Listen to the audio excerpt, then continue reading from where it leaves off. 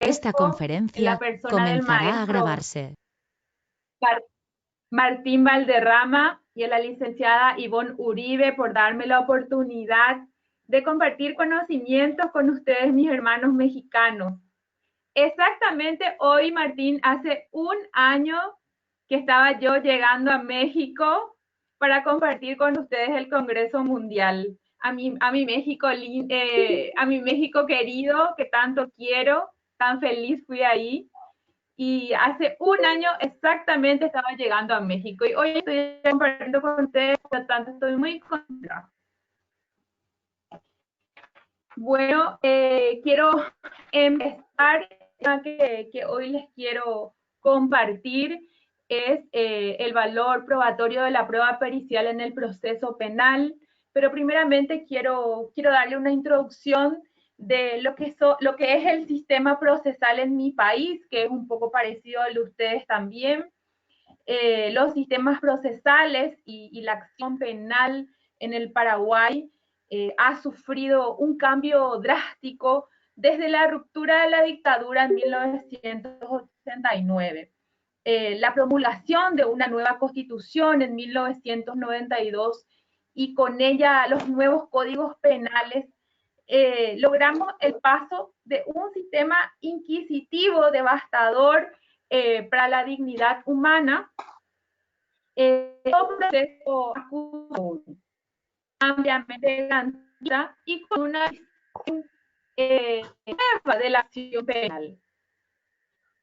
El sistema acusatorio es el sistema triangular en la configuración tripartita de un juez natural y parcial, el órgano acusador, que es está representado por el Ministerio Público, y el imputado, que en este nuevo sistema es sujeto de derechos y beneficiario de la presunción de inocencia, configurando de este modo el debido proceso.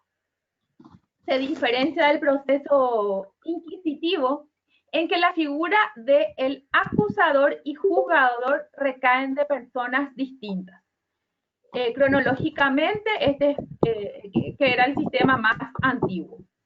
Este sistema es el seguido por el sistema anglosajón a partir del siglo XX, por varios estados europeos en el mismo llegado años 80 a Latinoamérica, quien va entrando en un nuevo mundo en la democracia de las dictaduras de la época. Eso es más o menos de manera introductoria. Creo que tenemos un sistema procesal muy parecido, por lo que creo que van a reconocer cómo nosotros manejamos también las pruebas en mi país. Algunos de los temas que vamos a tener, cuál es la teoría de la prueba, algunas de las preguntas: ¿qué es la prueba?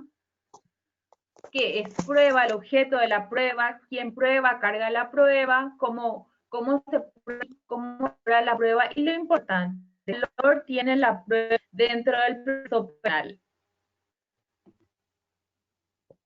Ahí, continuamos.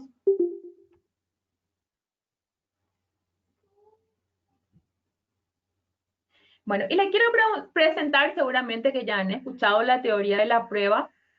Hay que tener presente que el objeto del proceso que es, ¿verdad?, es producir en el juez una convicción sobre cuáles son los hechos y cómo acaecieron. Esto lo logra el juez mediante las pruebas que aportan las partes. Es decir, en primer lugar, nosotros tenemos que la carga de la prueba lo tiene el Ministerio Público, ¿verdad?, quien tiene que sustentar su acusación en un juicio oral.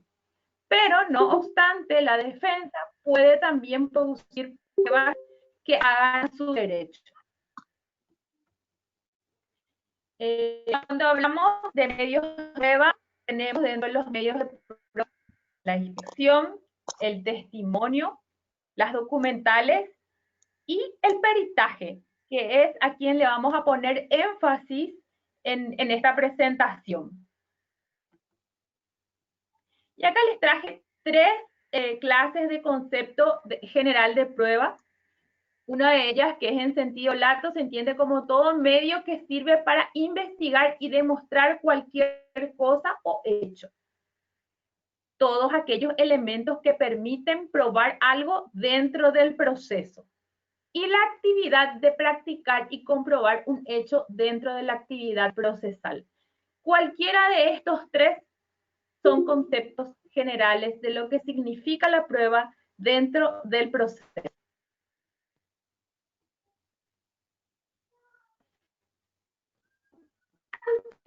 De que se produzca el juicio oral, aparece una figura que es el anticipo jurisdiccional de prueba. Nosotros tenemos, un ratito, esta figura en el artículo 320 del Código Procesal Penal. ¿Y cuándo se utiliza? Cuando sea necesario practicar un reconocimiento, una reconstrucción, inspección o pericia que por sus características deben ser considerados como actos irreproducibles, o cuando deba recibirse una declaración también testimonial que por algún obstáculo difícil de superar se presuma poder realizarse dentro del juicio.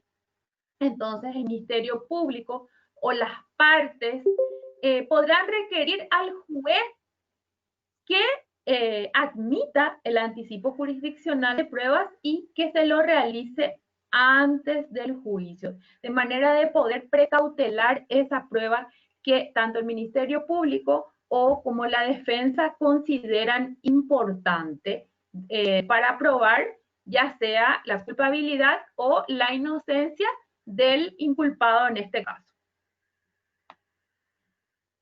Bueno.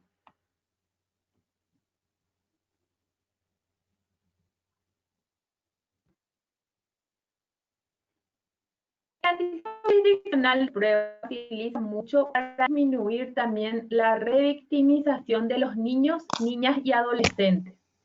La cláusula preliminar de la resolución del 2005, ley 2/202, adoptada por el Consejo Económico y Social de las Naciones Unidas, en la que se solicitó los servicios de asistencia técnica al UNDEC en materia de justicia concerniente a los niños como víctimas o testigos de delitos. El contenido de la resolución 4343 de la Asamblea General de las Naciones Unidas, que aprobó la Declaración sobre los Principios Fundamentales de Justicia para las Víctimas de Delitos y del Abuso de Poder. El contenido de la Convención de los Derechos del Niño y las reglas de Brasilia sobre el acceso a la justicia de personas en condiciones de vulnerabilidad, y las guías de Santiago sobre protección de víctimas y testigos. Todo esto son instrumentos internacionales que justamente tratan sobre el tema de evitar la revictimización de los niños, niñas y adolescentes, ¿verdad? ¿Y cómo hacemos eso? ¿Cómo logramos eso? ¿Verdad?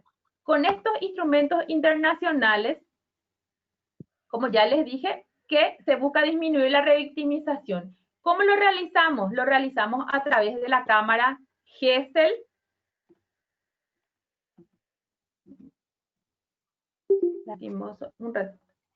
A través de la cámara Gesell, ¿verdad? ¿Y qué es la cámara Gesell? Lastimosamente no sale ahí la imagen de la cámara Gesell, pero es una habitación acondicionada para permitir la observación con personas.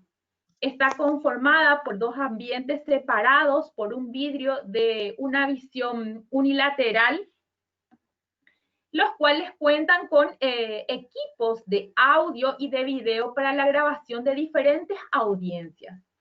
Por ejemplo, en un caso de abuso sexual infantil, es común escuchar que el niño es interrogado a través de la cámara Gesell. Pero ¿de qué se trata y por qué se utiliza? Estos delitos existieron siempre, abuso sexual de niños. El tema es que siempre fueron de difícil probanza. ¿Por qué? Porque estamos hablando de una criatura por un lado y por otro lado hablamos de un adulto. A partir de los años 90, con la Declaración Internacional del Niño y el principio de que ante dos situaciones enfrentadas prime el interés superior del niño, se empieza a escuchar más al chico, al niño. Entonces, es escucharlo profesionalmente. Los jueces y funcionarios del Poder Judicial dijimos, nosotros no estamos capacitados para esto. Entonces, es así que la ley sale que deben hacerse declaración testimonial por otros profesionales, que son los psicólogos especialistas en niños, y en estas habitaciones acondicionadas especialmente para ellos.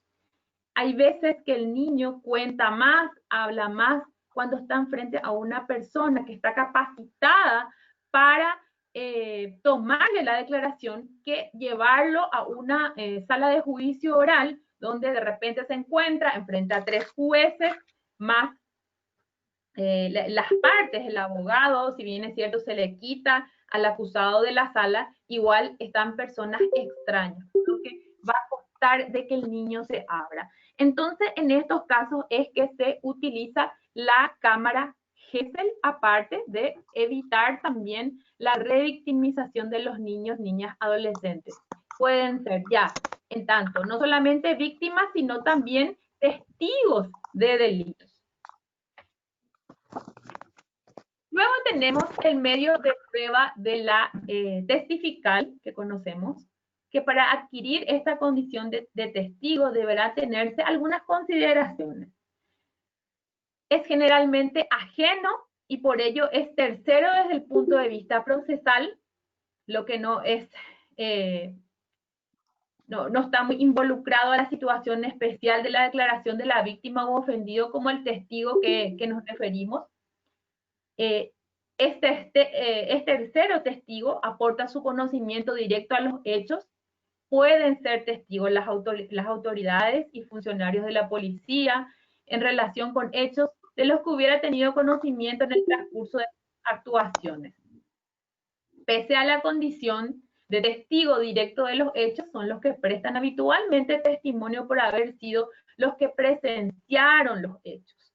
Pueden aceptarse los testigos de referencia también en caso de que no hubiere testigos directos, aquellos que aportan datos recibidos por un tercero que no comparece para deponer sobre ellos también. Entonces, tenemos los testigos directos, los testigos presenciales del hecho y los testigos de referencia, lo que han llegado a su conocimiento el hecho porque escuchó, porque le contaron, o de alguna manera llegó a su conocimiento, pero que no presenció en sí el momento del hecho.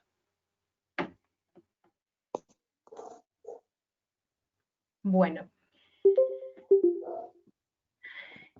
el medio personal que consiste en la declaración del llamado testigo, ¿qué puede hacer? Forma la convicción del juzgador de hechos relevantes y la responsabilidad derivada de los mismos. ¿Por qué? Porque ha presenciado, porque ha visto u oído. Debe entenderse que su incorporación de calidad de tercero, no de parte, y su consideración de estatus, deberes y derechos, así como responsabilidades en el ejercicio del proceso.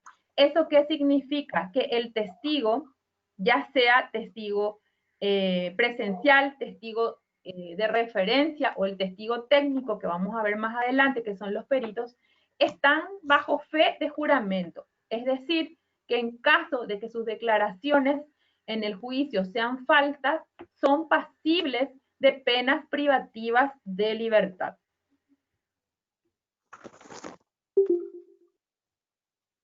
Y en caso de que haya discrepancia entre la declaración de uno o más testigos en el juicio oral, surge la figura del careo. ¿Y qué es el careo?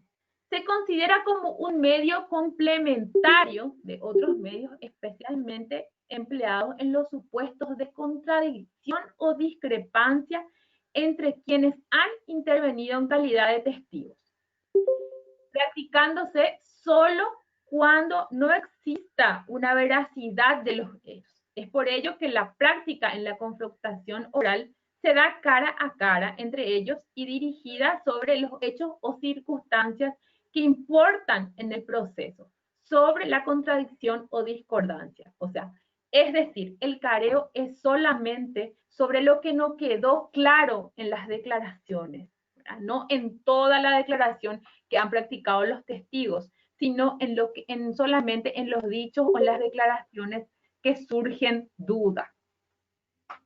Entonces pueden solicitar tanto las partes como el tribunal puede ordenar también de oficio. Y llegamos a la prueba pericial. Tenemos el concepto de prueba pericial. Peritaje es el examen de personas, hechos u objetos realizado por un experto en alguna ciencia, técnica o arte con el objeto de ilustrar al juez o magistrado que conozca un proceso.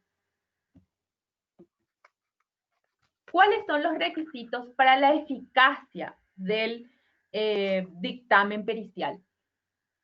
El dictamen debe ser un medio conducente para probar un hecho controvertido en el proceso. El dictamen debe ser pertinente en relación al hecho controvertido en el proceso. El perito debe ser competente. El perito debe ser imparcial. El dictamen debe estar libre de inconsistencias o inexactitudes. El dictamen debe contener el fundamento de sus conclusiones. El dictamen debe mostrar conclusiones claras, firmes, fundamentadas de forma lógica. Es decir, tiene que tener 3 elementos fundamentales: precisión, coherencia y certeza. Las conclusiones deben ser convincentes y no parecer fantásticas, ficticias o improbables. Al contrastarse con pruebas, no debe ser desvirtuado. El perito no debe cambiar de opinión y el dictamen debe confeccionarse exclusivamente sobre los puntos solicitados. Yo siempre hago énfasis muy importante porque en varios juicios nos encontramos con los peritos que tienen esta limitación. Cuando se proponen puntos de pericia, se hacen específico en el escrito solicitado por las partes cuáles son los puntos de pericia que están solicitando las partes. Es decir, cuál es la aplicación científica que ellos están solicitando. Por lo que el perito no puede extralimitarse y escribir o informar más de lo que se pide.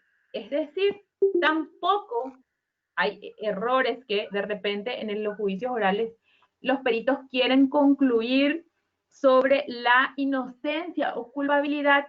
Los peritos no concluyen, los únicos que concluyen y resuelven sobre la culpabilidad o inocencia en un proceso son los jueces.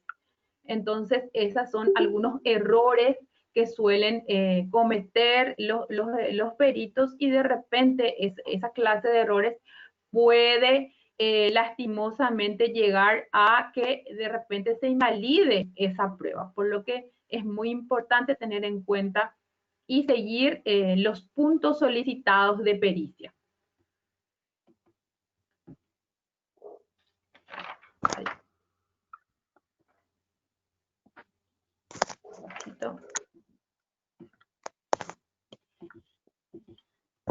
Bueno, ¿qué debe contener todo dictamen pericial?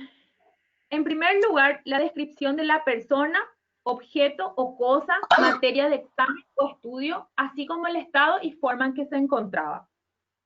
La relación detallada de todas las operaciones practicadas, la pericia y el resultado. Y los medios científicos o técnicos que se han validado para emitir su dictamen. Y las conclusiones a las que llegan los peritos. ¿Por qué es tan importante la prueba pericial? La importancia de la prueba pericial recae principalmente en su carácter especial, es decir, que versa sobre aspectos científicos, técnicos o artísticos, conocimientos que se encuentran fuera del acervo intelectual común del juzgador. ¿Y cuál es el impacto del testimonio del experto en la mente del juez? Recordemos que los jueces no son omniscientes. Por consiguiente, necesitan constantemente el apoyo de terceras personas versadas en un tipo de arte, técnica o conocimiento científico que le ayude a esclarecer las dudas que pueden surgir dentro del proceso. Por eso es tan importante, por eso son tan importantes los peritos. ¿Y quién es el perito? Es un experto en una ciencia, técnica, arte, ocupación o idioma. ¿Qué hace? Aporta conocimiento veraz, especializado y específico. ¿Y el perito cómo lo hace? Como ya estuvimos hablando anteriormente, por solicitud expresa de alguna de las partes, bajo juramento, documentado y oralmente. Es decir, en un primer momento el perito presenta su pericia, que lo hace en forma escrita, y luego eso se agrega al expediente y luego lo hace la defensa en el juicio oral. ¿Cuáles son los criterios para la apreciación del dictamen? Primero, en primer lugar y muy importante, es la idoneidad del perito. La idoneidad moral del perito, la fundamentación técnico-científico, la claridad y exactitud de sus respuestas, su comportamiento al responder, los instrumentos utilizados y la consistencia del conjunto de respuestas. Y ahora nos vamos a algunas clases de exámenes periciales. Dentro de los más utilizados tenemos la balística forense, que su objetivo es practicar exámenes de arma de fuego que les sean remitidas y escogidas en la escena del delito para determinar sus características, su estado, su conservación, funcionamiento y si han sido o no disparadas recientemente. Se realizan, una de las pruebas que nosotros realizamos acá son la prueba de parafina a los efectos de determinar los restos de la pólvora en los sospechosos, en la víctima, en las vestimentas, la identificación también, realizar exámenes, por ejemplo, de las heridas de las víctimas por arma de fuego para determinar los orificios de entrada, de salida, realizar exámenes de marcas de fábrica, numeración y otros grabados que existen en las armas de fuego. Y esto es muy importante y les quiero contar una experiencia que tuve en un juicio oral donde dentro del informe de la balística, así como vemos acá, había una fotografía de un arma, no tengo fotografía, bueno, había una fotografía del arma que había sido peritado supuestamente dentro de ese proceso. Entonces, de repente la defensa incidenta ese peritaje porque en la carátula del informe pericial decía un nombre diferente al de la causa que nosotros estábamos llevando a cabo en el juicio oral. ¿Qué es lo que hizo eso? Que invalide totalmente la prueba pericial del arma que fue objeto de un homicidio, de un hecho punible, de homicidio, y donde estaba también vinculado el narcotráfico. Es decir, se invalidó la prueba principal. ¿Por qué? Porque no teníamos certeza si esa prueba era o no, ya que contaba con una carátula diferente la pericia. Por eso es muy importante que los peritos, los que hacen los informes, tengan en cuenta hasta el mínimo de detalles al entregar su informe. ¿Por qué? Porque puede causar la nulidad de un proceso. Bueno, también tenemos la biología forense, donde practican exámenes endoscópicos de personas, cadáveres, para determinar características y posibles causas de lesiones que presentan. Practicar exámenes clínicos forenses en personas embriagadas, drogadas también.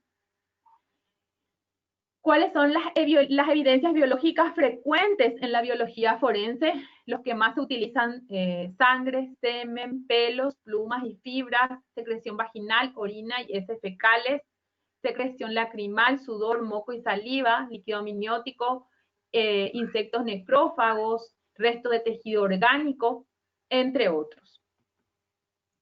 Luego tenemos la odontología forense, que en Paraguay ha tenido un auge dentro del proceso, ya que identifica a las personas mediante un examen bucopalatino de macizo craneal facial, también confecciona odontogramas, y todas aquellas personas que por razón de viaje, trabajo, uso de armas de fuego y residencia de extranjeros en el país de figurar en el archivo de odontogramas. Creo que en la clase anterior con la doctora que me antecedió, ustedes dieron odontología forense. Confeccionar los odontogramas a los cadáveres sujetos de investigación policial. Y este es un caso en donde la odontología forense ayudó a dilucidar un hecho punible. Entonces tenemos que dictan una condena de 23 años por un crimen de Teresita Lichi, que fue un caso muy sonado en mi país. Pareja, la justicia condenó a su pareja Guillermo Saúl Duarte, de 23 años, por el asesinato de Teresita. ¿Qué es lo que se encontró de Teresita? Fue un cráneo que fue enterrado en el patio de la vivienda del hombre. Y esto más o menos un resumen de la pericia de ese caso. Un estudio odontológico y antropológico permitió que el resto óseo sea identificado. Los animales habían cavado y encontrado, y hicieron, trasladaron un poco de lo que, el cráneo de la víctima, entonces se pudo llegar. ¿Y qué es lo que se hizo? El hallazgo del cráneo logró determinar que el cuerpo de la joven PC, que no se encontraron las demás partes, no fue enterrado por su victimario, sino que estaba expuesto al aire libre, lo que aceleró el estado de composición. No tenía quemaduras ni de haber sido cercenado por su atacante. Detalló un equipo odontológico y arqueológico. Así también se descartó que haya estado agua. La decisión es que los ángeles, como ya le anteriormente, se habrían encargado de desmembrar los tejidos, lo que produjo el descuartizamiento del cuerpo de la estudiante. Si bien no se pudo determinar con exactitud el tiempo que llevaba fallecida la víctima, pero estaría aproximadamente unos 2 meses más o menos, según el médico forense que actuó también, y el odontólogo forense también. Según familiares, Teresita debía encontrarse con Duarte para dar terminada la relación sentimental que tenían. Entonces nos encontramos una vez más ante un crimen pasional, ante una violencia en contra de la mujer, y que lastimosamente se llegó a un final tan triste, pero que después de varios meses por lo menos le pudo, gracias a los estudios científicos y periciales, le pudo dar la tranquilidad a sus padres de que por lo menos encontraron una parte del cuerpo de la víctima. Bueno, después tenemos un caso también muy sonado, que es el caso de Cecilia Cubas, que también la odontología forense tuvo un papel muy preponderante para lograr en la identificación de la víctima. Cecilia Cubas era la hija de un ex vicepresidente de mi país. A ella la secuestraron un 21 de septiembre unos malvivientes que también fueron por cuestiones políticas, porque pertenecían a un grupo paramilitar. Y la identificación de Cecilia también se hizo por características anatómicas y morfológicas de las piezas dentarias. En el 2012, en la ciudad de Ñumí, se encontró un cráneo donde se sospechaba que pertenecía a Cecilia, ¿verdad? Que se encontraba desaparecida. Antropológicamente fue posible determinar que el cráneo pertenecía a una mujer de sexo femenino estimaban una edad, un rango de edad adulta. La identificación dentaria se basó en las características anatómicas y morfológicas, resultando de un análisis y comparaciones de fotografías que la familia había proporcionado al departamento forense. Y como ya le había comentado, aparte también, a ella se le reconoció, aparte de las placas dentarias, también por la serie de los implantes mamarios que tenía, y también se le reconoció también por un tatuaje que tenía en el cuerpo, que los familiares después finalmente lo reconocieron. Este fue un caso de gran repercusión nacional en el cual se utilizaron varios elementos de identificación, ¿verdad? Que en el juicio oral, en la manera en que se levantaron y en que se realizaron la identificación, fueron cuestionados por los defensores esos elementos de prueba, pero que finalmente se pudo lograr la condena de los acusados. Bueno, esos eran dos ejemplos de dos casos en donde el examen pericial, la prueba pericial, tuvo un papel preponderante para lograr una condena dentro de dos casos muy sonados en mi país. Si bien es cierto, los dos casos duraron muchos, muchos años para poder llegar a una conclusión, pero gracias al elemento probatorio, al caudal probatorio y de identificación y el trabajo realizado por los peritos, se pudo llegar a una condena y que el caso no quede impune. Bueno, el peritaje en mi país,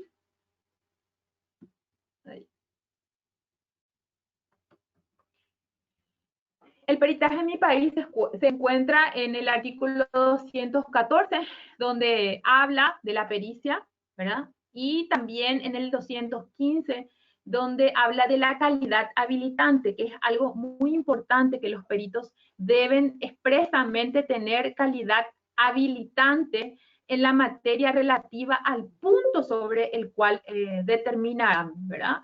Dictaminarán.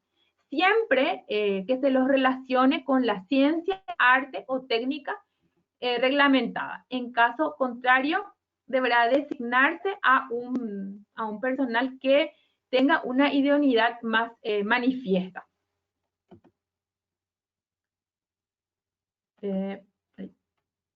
Un ratito.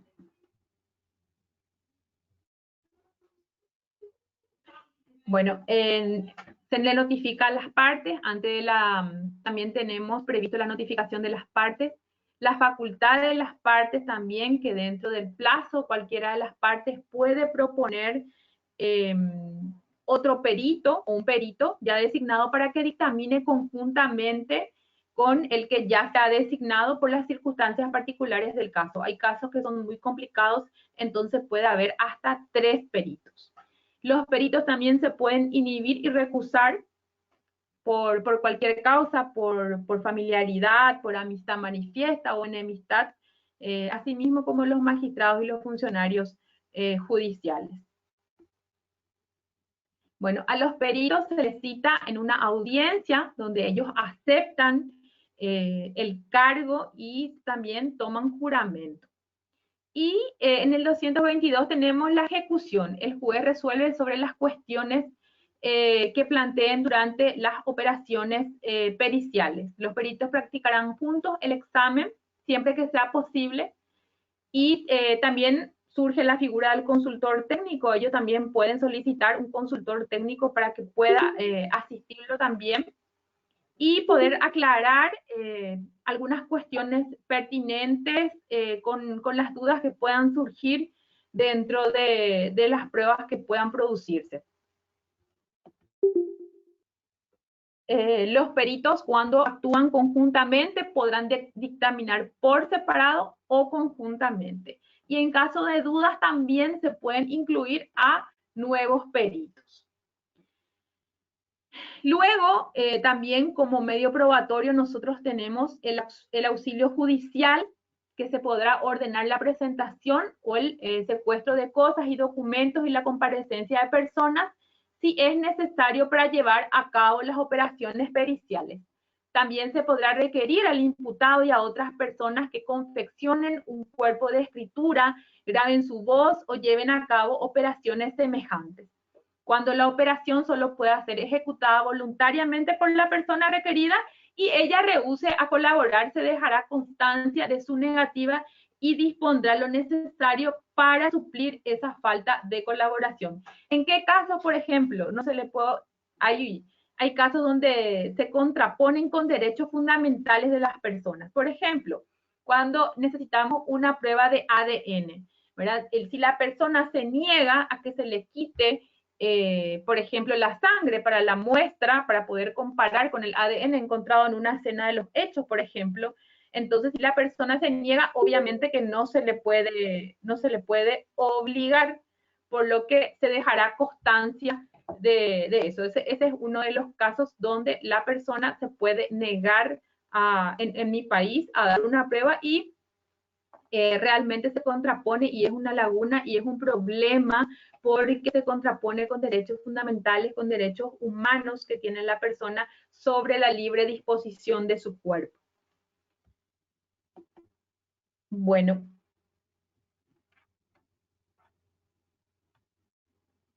Ay, perdón. Bueno, el sistema de valoración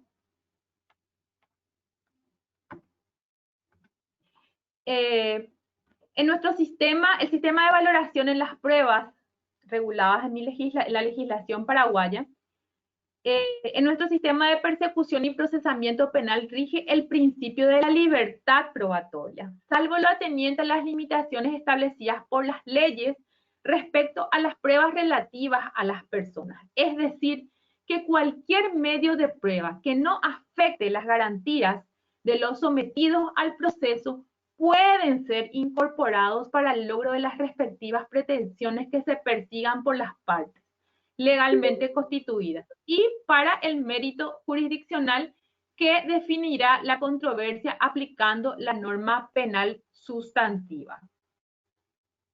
Entonces, en nuestro sistema, ejemplo, hasta el momento del juicio, hasta que comience el juicio oral, las pruebas que no pudieron ser producidas dentro de la etapa preliminar van a poder ser introducidas, por ejemplo, por incidentes de inclusión probatoria antes que comience el juicio oral, por ejemplo. ¿Verdad? Entonces, por eso es que se dice que dentro de nuestro proceso rige el principio de libertad probatoria. Conclusiones. La pericia es necesaria en cuanto el jugador tenga que evaluar hechos que están fuera de su conocimiento generales. Las pruebas periciales son medios probatorios de gran importancia en la actividad procesal por su carácter técnico, científico o artístico, como ya lo mencionamos. La valoración de la prueba es otorgada por el juez en función a la normativa procesal correspondiente, no solo en la parte penal, ya puede ser en la parte civil, en la parte laboral. La valoración sobre las pruebas puede variar en cada caso verificado, razón por la cual el elemento probatorio colectado durante la etapa pertinente dentro del proceso es fundamental para llegar a construir una hipótesis y con ello concretar la verdad real dentro de la investigación de un hecho punible. Y les quiero dar una frase que yo aprendí, o sea, que se me quedó de una maestría en ciencias forenses, donde dice, los indicios son testigos mudos que no mienten. Y las pruebas por sí solas no hablan, hay que ponerlas a hablar. Y por eso son tan importantes los testigos. Porque como los jueces no son idóneos, ¿quiénes son los que le van a hacer hablar a esas pruebas? Los peritos científicos especialistas. Entonces, esta es una frase que a mí se me quedó de la maestría y muy importante y también muy real. ¿Y qué es lo que nosotros queremos evitar? ¿Por qué es tan importante tener un elemento, colectar varios elementos de prueba o tener un buen elemento probatorio? ¿Qué es lo que nosotros queremos lograr? Evitar la insuficiencia probatoria. Porque cuando nosotros tenemos insuficiencia probatoria es igual a impunidad. ¿Por qué? Porque hay varios casos como el que le había comentado, que se hizo mal la pericia, o hay veces que el fiscal no tiene suficientes elementos probatorios para sustentar su acusación, entonces lastimosamente se dan absoluciones por ineficiencia de pruebas, por insuficiencia de pruebas. El principio del indubio pro reo.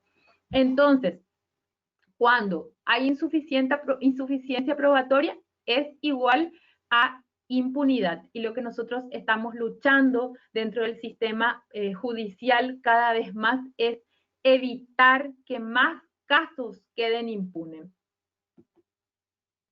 Bueno, les agradezco mucho por su atención y estoy presta para las preguntas si es que las hubiere. Muchas gracias. Hola, buenas tardes a todos. Quien quiera realizar sus preguntas las pueden realizar por vía chat, por favor. Está activo el chat.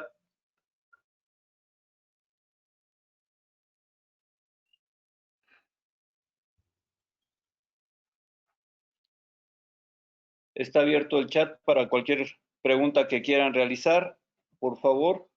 Liz, muchísimas gracias por tu presentación. ¿Sí me escuchas?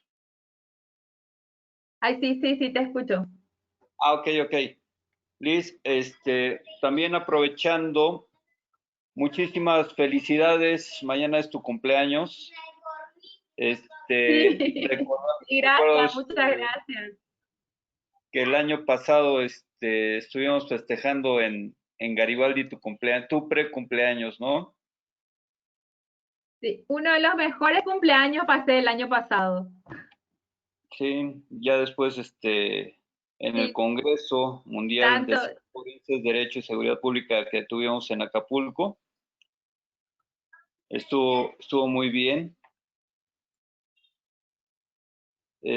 Creo que no hay preguntas. Así un saludo a Ivonne, Martín. dice Alejandro Bolívar desde Colombia.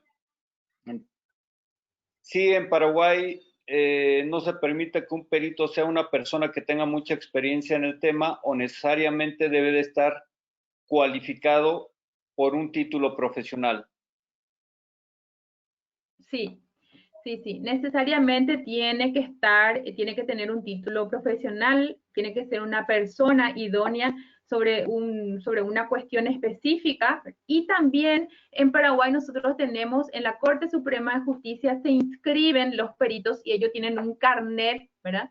Entonces, cuando nosotros necesitamos o se hacen los sorteos, entonces se busca dentro de ese registro de peritos. Entonces, ¿qué es lo que nosotros ya evitamos? Una vez que ellos se inscriben como peritos de la Corte Suprema de Justicia, ya cumplen con los requisitos necesarios o exigidos para que puedan realizar esa labor. Entonces, sí, necesariamente deben, por ejemplo, un perito eh, eh, que sea, por ejemplo, un arquitecto, tiene que ser necesario, o un ingeniero para hacer una pericia, una construcción, ¿verdad? O sea, realmente debe estar vinculado o relacionado a la materia el cual va a ser objeto de pericia. Ok, preguntan Emanuel Sandoval, cuando no se tiene un perito especializado, ¿tiene algún costo límite para contratar a algún particular? Generalmente, cuando las partes ellos contratan, particularmente ellos se encargan de los costos del perito que ellos contratan. En caso de que al culminar el juicio salga vencedor, vamos a decirlo de una manera, las costas, que son justamente todos los gastos que acarreó el juicio, son impuestas a la parte perdedora. En caso de que la otra parte sea el Ministerio Público y no haya una querella adhesiva, generalmente no se imponen costas al Ministerio Público, a no ser de que haya una evidente que haya evidentemente realizado mal su trabajo y haya realmente causado un perjuicio irreparable, entonces ahí sí se le imponen costas, pero en nuestro código le protege mucho al representante del Ministerio Público, al investigador, en cuanto a la imposición de costas. Cuando hay una querella adhesiva, sí, la imposición de costas sí es a la querella adhesiva, pero si, por ejemplo, la defensa quiere un perito de parte o una tercera o una segunda opinión, sí se costea sus costos aparte. Ok, otra pregunta. Manda saludos Rodrigo Néstor desde Argentina. Mixa nos está preguntando, dice, cuando habló del auxilio judicial mencionó que es el secuestro de cosas y documentos. ¿A qué te refieres con ello? Sí, en caso de que no se haya podido recolectar dentro o no se haya entregado, porque hay veces que, por ejemplo, libros de comercio o computadoras o celulares son elementos de prueba y que de repente es difícil, no se puede tener acceso porque las partes no ponen a disposición del Ministerio Público para que sea objeto de prueba. Entonces, en esos casos es que se pide la orden de secuestro para que como es algo privado, una propiedad privada, el juez ordene. ¿Por qué? Porque se ordene de que se quite del lugar donde está para que pueda ser sometido a una pericia.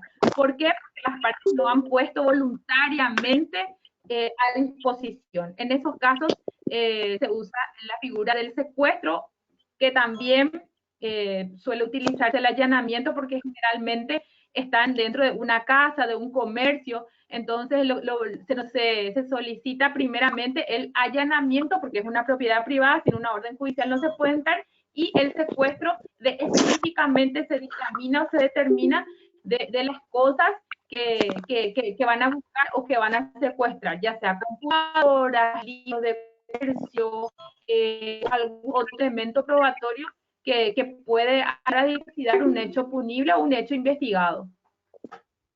No sé si respondí. Otra pregunta de Marlene. Tengo una duda. ¿Cuándo aplica incorporar una mecánica de hechos? ¿Cómo? ¿Cuándo aplica incorporar una mecánica de hechos? Ella me pregunta por el incidente de inclusión probatoria, ¿verdad? Sí, básicamente sí.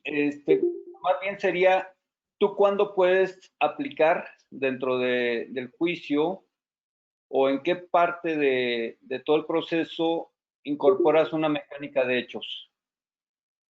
Bueno, nosotros tenemos la etapa probatoria, la etapa preliminar, que es donde se van aportando todos los elementos de prueba que sean conducentes para elaborar la teoría del hecho, ¿verdad?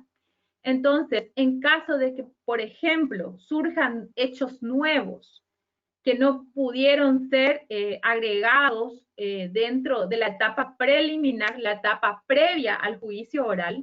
¿Por qué? Porque en la etapa previa al juicio oral se realizan todos los actos investigativos. Una vez que se colectaron todas las pruebas y se tiene suficiente elemento probatorio para elevar la causa a juicio oral, no se ha podido darle una salida alternativa, entonces se hace un ofrecimiento de pruebas y se admiten las pruebas. Eso se eleva a juicio oral y las pruebas que son incluidas ya después de esa elevación dentro del proceso son las pruebas que no se pudieron colectar dentro de la etapa investigativa y que son conocidos como hechos nuevos. No sé si se refería a eso. Ok. ¿Qué elementos consideras necesarios e importantes dentro del desarrollo de un dictamen en materia de criminalística de campo? Y justamente yo estuve mencionando, todos los pasos son importantes, todos los elementos necesarios para una pericia son importantes. ¿Por qué? Porque la falta de uno de ellos invalida la pericia totalmente. Especialmente nosotros ahora acá estamos trabajando mucho con la cadena de custodia, cómo se recolectan las pruebas. Eso es muy importante. Y para los investigadores, los que están en la escena de los hechos, recolectando los elementos probatorios, es muy importante que tengan en cuenta eso porque una vez que se rompen la cadena de custodia, invalida totalmente la prueba. Por lo que para mí respecta el paso principal o lo primordial para mí está en la recolección de las pruebas y en que verdaderamente se lleven a cabo todas las reglas y todas las condiciones de asegurar la prueba y de cumplir con la cadena de custodia. Correcto. Otra pregunta más. Soy perito de México. ¿Quiénes son o qué personas recaban los indicios del material genético en tu país? Sí, nosotros tenemos el material genético, bueno, los bioquímicos, ¿verdad? Los bioquímicos forenses. También tenemos generalmente quienes hacen el levantamiento de los cuerpos. Los primeros en llegar en caso, por ejemplo, de un homicidio o de un abuso sexual son los médicos forenses. Y son en realidad habitualmente los que realizan la colecta más de los elementos probatorios, son los médicos forenses. Y ellos son los que después remiten al laboratorio del Ministerio Público o de la Policía Nacional. Nosotros tenemos dos laboratorios forenses acá, que son el laboratorio del Ministerio Público y el laboratorio de la Policía Nacional. Ellos son los que después hacen los estudios genéticos. Ok, tenemos otra desde Perú. En la escena del crimen acude algún perito de la especialidad en escena del crimen y que su pericia sea valorada. Te da las gracias y te felicita por tu cumpleaños. Gracias, muchas gracias. Y mira, acá en Paraguay, todo lo que es lo forense, la criminalística, es algo novel, es algo nuevo. Nosotros estamos empezando recién con todo esto, por lo que no tenemos tantos especialistas. Justamente ahora con este tema del COVID, estábamos hablando acá con unos amigos que queríamos invitarte, Martín, porque tenemos conocimiento de tu protocolo de manejo de cadáveres. Justamente queríamos invitarte para que le capacites un poquito a nuestros médicos acá también. Y generalmente acá acuden los médicos forenses, el fiscal, y ellos son los que acuden a la escena de los hechos, la policía. No hay así especialistas en criminalística necesariamente. Los análisis o los estudios criminalísticos se hacen después, de acuerdo al elemento colectado en la escena de los hechos. Correcto. José Flores menciona, dentro de la Cámara de Gesell, las personas que llevan a cabo el interrogatorio implementan estrategias de pedagogía necesarias y en el careo se ha tenido algún caso de revictimización. Saludos de la Ciudad de México. Gracias. Bueno, vamos a hacer por parte. La cámara Gesell es una cosa y el careo es otra cosa. La cámara Gesell es un medio por el cual se prestan declaraciones. Yo hablé de la cámara Gesell en niños, donde sí, obviamente, las partes están detrás de un vidrio, así como ya les había explicado anteriormente, y escribimos en un papelito las preguntas que se les van a realizar a los niños, en este caso, al adolescente o a una mujer también que pudo haber sido víctima de un abuso o de una violencia intrafamiliar, que también se utiliza la cámara GESEL para esos casos. Entonces, se le pasa al psicólogo esas preguntas y es él quien aplica las técnicas de interrogatorio de acuerdo a su ciencia. Por eso justamente se lo hace a través de ellos. Y el careo se realiza en el juicio oral, enfrenta a los jueces y enfrenta a las partes, y lo hacen los dos testigos, 3, 4 o 5 testigos, los cuales existen discrepancias en algún punto de sus declaraciones. O sea, son dos cosas distintas. La cámara GESEL del careo. Ok, tenemos otra pregunta más. En Paraguay, ¿cuál es el término correcto que emplean? ¿Escena del crimen, lugar de los hechos o lugar de intervención? Los tres son correctos, pero nosotros utilizamos lugar de los hechos. Es el término que más se utiliza. Ok, Dali, en caso de unas lesiones personales u homicidio culposo en caso de responsabilidad médica, donde este implica una especialidad del sistema médico legal, perita con médicos generales o mediante especialista de la rama de medicina implicada. Más bien sería... Sí, Sí, adelante, no, adelante. y depende. Sí, no. Lo que pasa, Martín, es que depende. En esos casos, cuando hablamos de responsabilidad médica, generalmente se hace una junta médica. Y ahí es que en realidad la responsabilidad médica es otro tema más amplio que podemos desarrollarlo más adelante también. Es algo muy lindo y muy interesante que se está utilizando mucho ahora. Pero acá, por ejemplo, generalmente se hace una junta médica y son ellos quienes dictaminan porque depende de cómo se ocasionó el tema de la responsabilidad médica. Es, es muy amplio la pregunta, o sea, realmente tiene varias aristas. Da para una clase. Ok, otra pregunta. En Paraguay, ¿los peritos que procesan el lugar de los hechos por homicidio también hacen el examen externo del cadáver en el anfiteatro o solo procesan el lugar? No. Se hace el levantamiento del cuerpo y eso se lleva a la morgue.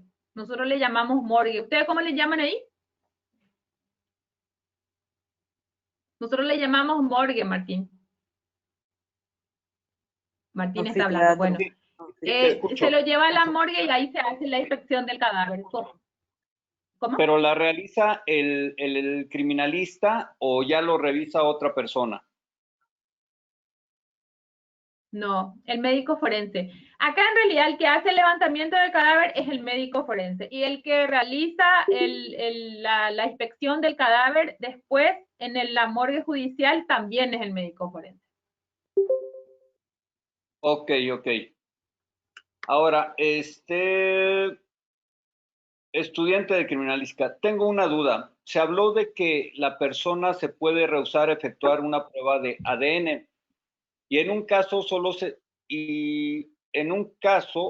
tenga ADN en el lugar de los hechos. ¿Cómo se puede demostrar que el sospechoso fue quien cometió el delito si no acepta hacer la prueba? Feliz cumpleaños y un fuerte abrazo desde México. Gracias, muchas gracias. Y realmente es una laguna jurídica que existe, porque vos sabés, Martín, que creo que tanto en la constitución de tu país como en la mía, también la libre disposición del cuerpo humano generalmente solamente se da con fines médicos y la persona puede, o sea, nadie puede disponer del cuerpo ajeno, del cuerpo del otro. Entonces ya depende de la voluntad del mismo que quiera someterse no al estudio de ADN. Igualmente, existen otras clases también de pruebas, no es la única. Generalmente dentro de un proceso para llegar a la conclusión de que una persona es culpable, por ejemplo, no solamente se da con un solo elemento de prueba, sino que con el conjunto de pruebas. Por lo que de repente, si bien es cierto, el ADN es una prueba muy eficaz que da un 99,9% de veracidad, igualmente puede ser probado un hecho punible con otros elementos colectados dentro del proceso. Pero obligarlo a que, por ejemplo, se le tome una muestra de sangre no se puede hacer.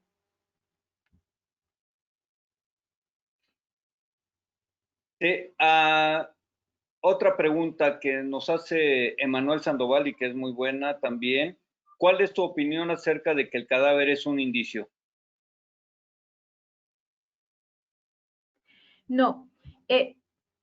Creo que leyeron la frase que le dije, ¿verdad? Los indicios son testigos mudos. Para que tengan validez, para que sirvan, para que nos sirvan, esos indicios deben convertirse en prueba.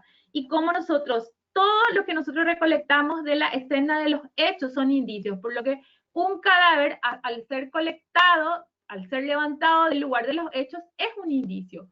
Ahora, para que tenga validez probatoria, nosotros le tenemos que convertir en prueba. ¿Y cómo lo convertimos en prueba? El cadáver solo a nosotros no nos sirve como elemento de prueba, pero la inspección y la conclusión del médico forense sobre ese cadáver es lo que lo convierte en prueba dentro del proceso. Así que son dos partes diferentes. Ok, Indicio después se convierte en prueba. Correcto. ¿Cuál es el equipo interdisciplinario de peritaje para dar un dictamen en Paraguay? Nosotros tenemos una oficina de apoyo forense dentro del Poder Judicial y también está el equipo técnico forense del Ministerio Público. De acuerdo al hecho punible que se está investigando, es que interviene el especialista. No existe un gabinete, o sea, es un gabinete multidisciplinario, porque obviamente hay psicólogos, médicos, bioquímicos, es multidisciplinario, no depende solamente de una persona o de un solo equipo, depende de acuerdo al hecho investigado. Ok, Marco, bueno, Marta de la Vega te desea feliz cumpleaños. Marco, Gracias. yo creo que se refiere a anfiteatro o CEMEFO. Me imagino que refiere ¿cómo se le llama ya? A la morgue. Morgue. Morgue judicial, sí, morgue judicial. Debe ser, en esta morgue. Ay, Martín, hay una película, Martín, escúchame, hay una película paraguaya que se llama La Morgue, que quiero que vean, porque es una película acá de mi ciudad, se grabó en Encarnación y cuenta hechos reales que pasan en la morgue. Así que les recomiendo porque ya está en Netflix. Ok, mm, ¿existe la figura de perito criminalista en Paraguay? ¿Y en qué caso se Sí, solicita su intervención? y depende. Está el perito criminalístico de criminalística que, por ejemplo, también evalúa los casos de accidente de tránsito. Puede intervenir como el primer momento cuando no existe un especialista que sea idóneo, ¿verdad? Y el perito criminalista está ahí acompañando, por ejemplo, al médico forense o también realiza, como ya le dije, pericias en caso de accidente eh, de tránsito. Nosotros tenemos uno acá en Encarnación. Ok, nos dice Jocelyn, en Paraguay, ¿qué toman como evidencia entonces? Supongo que refiere a una pregunta anterior. Y de acuerdo, la verdad que es muy amplia su pregunta, de acuerdo al caso, ¿verdad? No sé qué responder porque no, de acuerdo al caso. Ok. Dice Marco que ya vio la película, que está genial, que muchas felicidades, feliz cumpleaños y que se retira. Ah, ok, ya son todas las preguntas, Liz. Muchísimas gracias por tu tiempo. Un saludo desde Gracias a ustedes México. por la invitación. Muchísimas gracias a todos los asistentes que se conectaron de varios Saludos países a de Sudamérica, también de aquí de México, por supuesto. Y les comentamos que por parte del Colegio de Especialistas Forenses les haremos llegar sus constancias a todos los que se conectaron y que también obviamente Liz te vamos a hacer llegar tu constancia, te solicitan desde Córdoba a Veracruz, aquí en México, el bello Córdoba, delicioso café por allá. Tuxpan también, desde Tuxpan, Veracruz, del norte de Veracruz, desde San Luis Potosí, México, las bellas tierras potosinas, el lugar, hay un lugar, ahí, ahí llegó Omar, Omar llegó tarde. sí, Ahí llegó Omar, Martín, llegó tarde. normal. Hay un lugar en San Luis Potosí que se llama Real de 14, que está espectacular. También de Zacatecas, sus minas, todo México es bellísimo. De verdad, conociste Ciudad de México y Acapulco, Bellísimo, me encanta. pero ahora que vengas a México nuevamente vas a conocer otros lugares que te van a encantar. Aguascalientes también te mandan Claro que sí. a saludar. Desde Querétaro también, Gracias, saludos a todos. Querétaro, tierra histórica, Toluca, desde la ciudad de Toluca, excelente comida en Toluca, bellos paisajes también en Toluca. Pero bueno, Liz, te agradecemos mucho tu participación. Este, Gracias a ustedes. esta conferencia está grabada. Saludos desde Yucatán. Está grabada. Mañana estará en YouTube o al ratito ya quedará colgada en YouTube. Nos pueden buscar en el enlace en coespo.mx.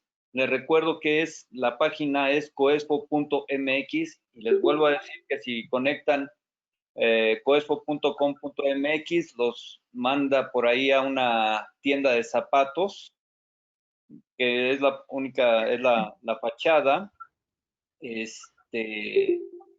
Nos hackearon la página y tuvimos que contratar nueva página, coespo.mx.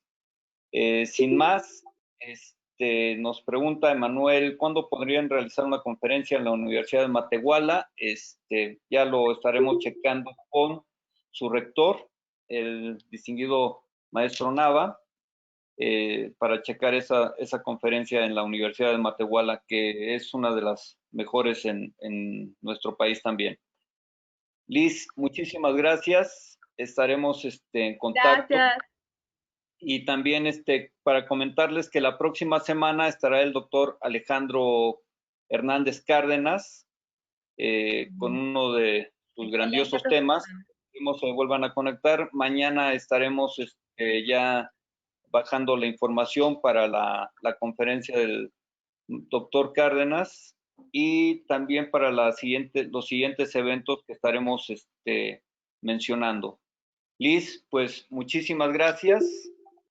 Agradezco mucho tu participación. Saludos a todos Gracias a por allá. ustedes. Y Gracias. más que nada, Saludos. cuídense mucho. Recuerden que hay que quedarse en casa. Esto sigue y no hay que bajar la guardia. Hasta luego. Buenas Así noches a mismo. todos. Hasta pronto. Un placer. Bye, bye. Gracias, una feliz noche. Abrazos, Martín. Gracias, gracias. Bye bye. Muchas gracias. Hasta luego a todos los hermanos de Sudamérica y de México. Hasta luego. Buenas noches a todos.